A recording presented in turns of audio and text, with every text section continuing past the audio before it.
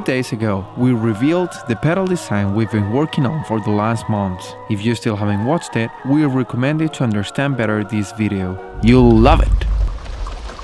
Maybe it's the power trying to come back on. Now that you know how the prototype looks like, let's see if we achieved what you asked for.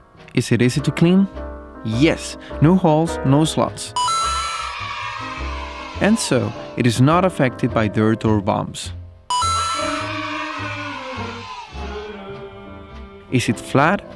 Totally, almost like a carpet. As comfy as possible for you and your work. It is so powerful, just have a look at this. Solid power delivery and super clean response. And it is very stable, stuck to the floor, just like a nail. You won't have to change your pedal anymore. Thanks to its size, it is impossible to move.